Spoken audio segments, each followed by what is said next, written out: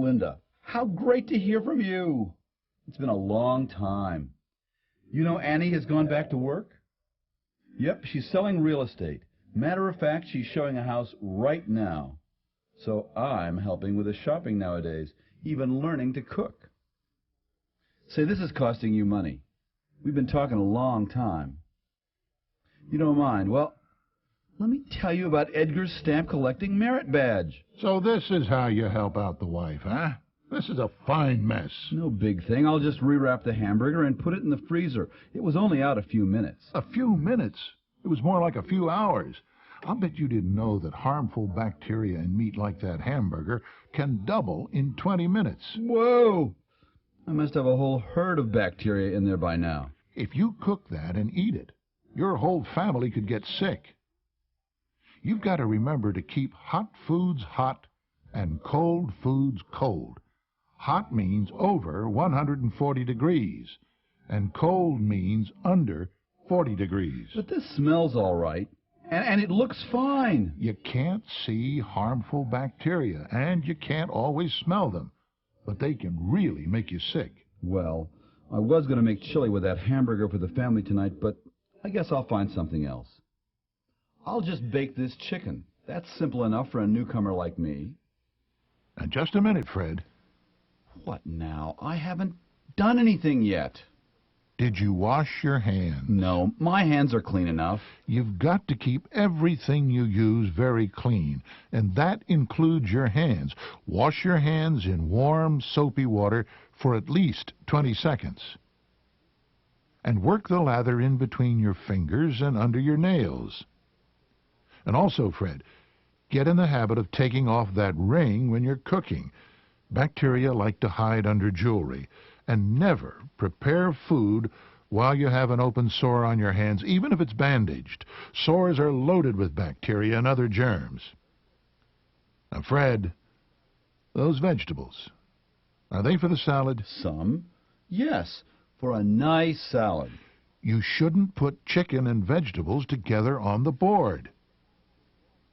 Hey, Fred, you have to wash that knife and your hands again. I do? Why? Because bacteria from the chicken may be on your hands, on the cutting board, and on that knife. You have to clean all three of them. Otherwise, the bacteria can get into your salad and... I know, and make your family sick. That's right, Fred. It's called cross-contamination. Bacteria are hitchhikers. They can't travel by themselves, but they can cling to things, and as you already know, they can multiply fast. Fred, I've got to have another word with you. What now? I took off my ring, I washed my hands again, I washed all the utensils.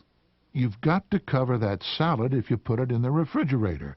Other food can leak from above and cause another form of cross-contamination. Remember, those bacteria are freeloading travelers. Bum bum ba da dum bum bum ba da dum bum bum ba da dum. Well, hi, Fred. You're making another meal, I see. How was the chicken the other night? No complaints, and no one got sick. So, what's the chef preparing now? That chili that I was going to make the other night, I got some ground beef out to thaw. You're thawing it at room temperature? So what? You got a better plan? Fred, remember that bacteria thrive at room temperature, and virtually all meat contains bacteria. Oops, I should have thought about that. So now what can I do? Well, you can let it thaw in the refrigerator, although that takes some time. You can thaw it in a pack of ice cubes under running water. You can use your microwave, or you can let it thaw while it cooks. Yeah. You know, the only thing is that... With the chili. collect a lot. Chili. Sure. Thanks. There you go. Is it too spicy? No, it's just right. I did it myself, you know. No. I'm Should be pretty I'm good. very impressed. Well, can I eat out tonight, Impressed Mom? too. What do you mean, can you eat out? Boy, they loved my chili. I didn't tell them it was a mix, ha-ha. But just the same, I'm beginning to like this cooking business. Oh, Fred. You again. Listen, don't bug me. I'm getting good at this stuff, and nobody's getting sick. But, Fred, there's something else I have to tell you. What now? I'm not letting this warm chili sit around. I'm going to get it right into the refrigerator. Yes, you've got the right idea, but the wrong method, Fred. How's that? Well, in a deep container, there will be portions in the middle that won't cool fast enough to prevent bacteria from multiplying. Use a shallow container or several small containers when you put such hot foods into the refrigerator or freezer. Well, that makes sense. You're getting the idea, Fred. You're going to save your family many a stomachache, or worse. We gourmet cooks need to know the food safety rules as well as the recipes. Like keep hot foods hot and cold foods cold, because bacteria can double their numbers in 20 minutes. Hot means over 140 degrees, and cold means under 40 degrees.